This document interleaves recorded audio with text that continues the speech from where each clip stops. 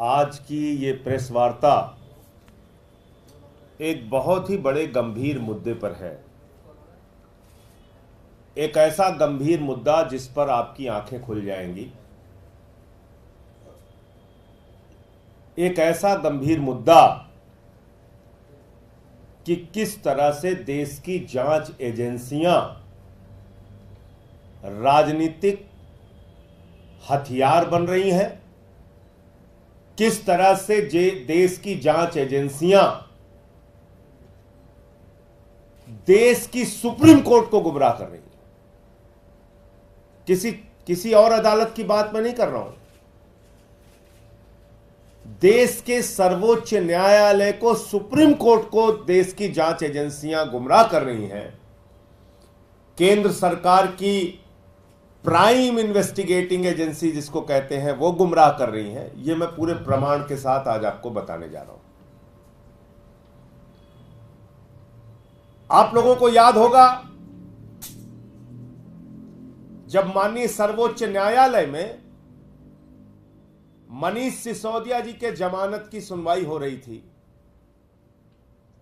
तो उस समय ईडी ने माननीय सर्वोच्च न्यायालय के सामने कहा, सर्वोच्च न्यायालय ने पूछा भाई इतने लंबे समय से 2 साल से आप जांच कर रहे हैं, 1.5 साल हो गया आपको जांच, तब 1.5 साल हुआ था, 1.5 साल हो गया आप जांच कर रहे हैं और आपकी जांच पे जांच चलती रहेगी। किसी आदमी को आप कब तक जेल में रख सकते हैं? यह अंतहीन जांच नहीं हो सकती। तो ईडी ने माननीय सर्वोच्च न्यायालय के सामने कहा जांच पूरी होना तो दूर हुजूर, 6 से 8 महीने में हम ट्रायल खत्म कर देंगे। ये कहा सर्वोच्च न्यायालय के सामने, आप लोगों की जानकारी में है, पूरे देश ने सुना कि सारा ट्रायल जो है वो 6 से 8 महीने में हुजूर खत्म हो जाएगा। अब आ जाइए 4 जून को फिर इस साल, और 6 से 8 महीने तो बीत ही गया। अभी तक मनीष सिसोदिया भी जेल में है, फाइनल चार्जशीट भी नहीं आई है, ट्रायल तो शुरू होना बहुत दूर की बात है। अब आ जाइए 4 जून को। 4 जून को सुप्रीम कोर्ट में सुनवाई होती है इस साल, इसी महीने।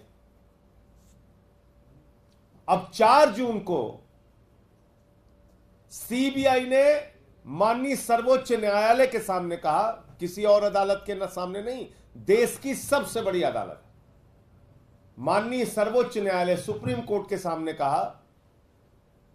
जब सुप्रीम कोर्ट ने कहा भाई कब तक आप जांच चलाएंगे, 2 साल हो गया, 2 साल हो गया, कब तक आपकी जांच चलती रहेगी? बोले सर साहब एकदम जांच पूरी हो गई, सब कुछ तैयार है साहब, बस 2 से 3 हफ्ते के अंदर हम फाइनल चार्जशीट दाखिल कर देंगे, अब हमको कोई जांच नहीं करनी। सुना होगा आप लोगों ने, यह भी आप लोगों की जानकारी में है। माने सीबीआई सुप्रीम कोर्ट को गुमराह कर रही है। इसका मतलब सीबीआई अपनी जांच पूरी कर चुकी थी। इसका मतलब सीबीआई को आगे जांच नहीं करनी थी। इसका मतलब सीबीआई को कोई और गिरफ्तारी नहीं करनी थी। लेकिन सीबीआई वालों को, बेचारों को क्या पता कि उनको अभी क्या क्या करना पड़ेगा। उसी बीच एक ऐतिहासिक फैसला ट्रायल कोर्ट का, ईडी कोर्ट का अरविंद केजरीवाल के मामले में आता है, और वो फैसला यह कहता है ईडी के पास कोई सबूत नहीं है अरविंद केजरीवाल के खिलाफ। ईडी दुर्भावना से काम कर रही है अरविंद केजरीवाल के खिलाफ। ईडी के पास कोई मनी ट्रेल नहीं है, कोई सबूत नहीं है, पैसे की बरामदगी नहीं है, और इसलिए अरविंद केजरीवाल निर्दोष हैं। ये ईडी कोर्ट ने, ट्रायल कोर्ट ने, माननीय न्याय बिंदु जी की जज की कोर्ट ने ये फैसला दिया। और उसी बीच ईडी के लोग गैर संवैधानिक तरीके से, गैर कानूनी तरीके से, बगैर आदेश की कॉपी लिए हाईकोर्ट पहुंच जाते हैं और उस जमानत पर स्टे ले लेते हैं। अब केंद्र सरकार को लगा कि अरे ये तो केजरीवाल बाहर निकल जाएंगे। जिस सीबीआई ने कहा जांच पूरी हो गई है, 2 से 3 हफ्ते में फाइनल चार्जशीट दाखिल हो जाएगी, उसको केंद्र सरकार ने कहा, बीजेपी की सरकार ने कहा, मोदी की सरकार ने कहा, जाओ तुरंत अरविंद केजरीवाल पे नया मुकदमा लिखो और उनको गिरफ्तार करो। जांच एजेंसियों का कितना खुला दुरुपयोग हो रहा है, इससे बड़ा कोई उदाहरण नहीं मिल सकता। तुरंत पहुंच गई सीबीआई जेल, 3 घंटे तक वहां पूछताछ किया, दूसरे दिन कोर्ट में हाजिर करा लिया, फिर उनकी गिरफ्तारी कर ली, फिर उनकी 3 दिन पुलिस रिमांड ले ली सीबीआई ने, और 3 दिन के बाद आके कह दिया साहब अब जांच नहीं करनी, इनको जुडिशियल कस्टडी में भेज दीजिए। आपने मजाक बना रखा है न्यायालयों का, मजाक बना रखा है कानून व्यवस्था का, मजाक बना रखा है इस देश के संविधान का।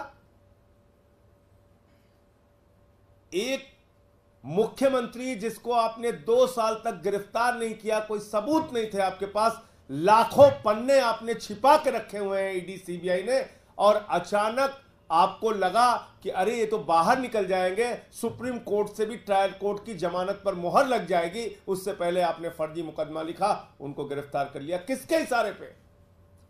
मेरा सीधा आरोप है केंद्र सरकार के इशारे पे, भारतीय जनता पार्टी के इशारे पे, प्रधानमंत्री नरेंद्र मोदी के इशारे पे। आपने एक लाखों पन्ने की तो चार्जशीट दाखिल कर रखी है अलग अलग मामलों में, लाखों पन्ने आपने छिपा रखे हैं, आपकी जांच अंतहीन तरीके से चल रही है, मुकदमे पे मुकदमा लिखे जा रहे हो। तो कल कह दिया साहब जुडिशियल कस्टडी में भेज दीजिए। तो 2 बातें साफ हो गई। नंबर 1, मनीष सिसोदिया के मामले में कोई सबूत नहीं है ईडी और सीबीआई के पास, सिर्फ उनकी जमानत को रोकने के लिए भारत के सर्वोच्च न्यायालय में खुलेआम ईडी और सीबीआई के द्वारा झूठ बोला गया। यह माननीय सर्वोच्च न्यायालय की अवमानना है, यह माननीय सुप्रीम कोर्ट का कंटेम्प्ट है, और मैं माननीय सर्वोच्च न्यायालय से भी अनुरोध करूंगा कि अपने इस अवमानना पर कार्रवाई करने की कृपा करें। आप इसके ओर भी ध्यान दें। मोदी जी की एजेंसियां सुप्रीम कोर्ट में जाके झूठ बोल रही हैं, फिर बचेगा क्या? दूसरी बात, अरविंद केजरीवाल को जमानत मिलने के बाद, ईडी कोर्ट से जमानत मिलने के बाद कोई सबूत, कोई तथ्य, कोई मामला सीबीआई के पास नहीं था। बावजूद इसके राजनीतिक द्वेष और दुर्भावना के कारण अरविंद केजरीवाल को सीबीआई ने गिरफ्तार कर लिया और उनको पहले पुलिस रिमांड में लिया, 3 दिन की पुलिस रिमांड के बाद जुडिशियल कस्टडी में ले लिया, भेज दिया। इसलिए भेजा कि अब अगर ट्रायल कोर्ट की जमानत पर सुप्रीम कोर्ट की मुहर लगती है तो कम से कम सीबीआई के एक मामले में फिर से जमानत करानी पड़े अरविंद केजरीवाल को। प्रधानमंत्री जी, पूरा देश देख रहा है आप क्या कर रहे हैं, किस दुर्भावना के कारण आप काम कर रहे हैं, ये पूरा देश देख रहा है। और आपके इन्हीं कार्रवाइयों के खिलाफ कल इंडिया गठबंधन के जो दल हैं, कांग्रेस समेत तमाम राजनीतिक दल, जब खड़गे साहब के घर पे मीटिंग हुई थी जिसमें राहुल गांधी जी भी मौजूद थे, सबने एक स्वर में तय किया था कि कल 10:30 बजे देश की संसद की परिसर में इंडिया गठबंधन के दल देश भर में ईडी सीबीआई के दुरुपयोग के खिलाफ आंदोलन करेंगे, प्रदर्शन करेंगे, जांच एजेंसियों के दुरुपयोग के खिलाफ प्रदर्शन करेंगे।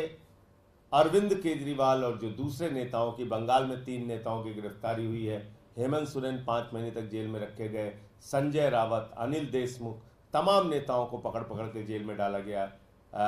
सीबीआई का इस्तेमाल, ईडी का इस्तेमाल राहुल गांधी, सोनिया गांधी पर भी किया गया। ईडी सीबीआई का इस्तेमाल अखिलेश यादव के खिलाफ भी किया गया, तेजस्वी यादव के खिलाफ बिहार में भी किया गया, शरद पवार के खिलाफ किया गया, उद्धव ठाकरे जी की पार्टी के खिलाफ किया गया। शरद पवार जी के खिलाफ तो लगातार छापे वहां पे चल रहे हैं। तो पूरे तेजस्वी यादव जी के पूरे परिवार पे ईडी सीबीआई की कार्रवाई लगातार चल रही है। ममता बनर्जी जी के भतीजे पे कार्रवाई, उनके मंत्रियों पे कार्रवाई, उनके 3-3 मंत्रियों को जेल में रखा गया और इसके पीछे कोई कारण नहीं, जांच की मंशा नहीं है, जांच के नाम पर जेल में रखने की मंशा है। तो इन सारे विषयों को लेकर कल संसद परिसर में 10:30 बजे इंडिया गठबंधन की ओर से विरोध प्रदर्शन भी होगा और जांच एजेंसियों का दुरुपयोग इस समय एक बड़ा मामला है। तमिलनाडु में भी हमने देखा किस तरह से वहां डीएमके पार्टी के खिलाफ दुरुपयोग हो रहा है। वहां तो एक किसान के खाते में 400 रुपए था, उसको ईडी गिरफ्तार कर लेती। 400 रुपए, क्योंकि एक बीजेपी नेता ने उसके खिलाफ एप्लीकेशन दी।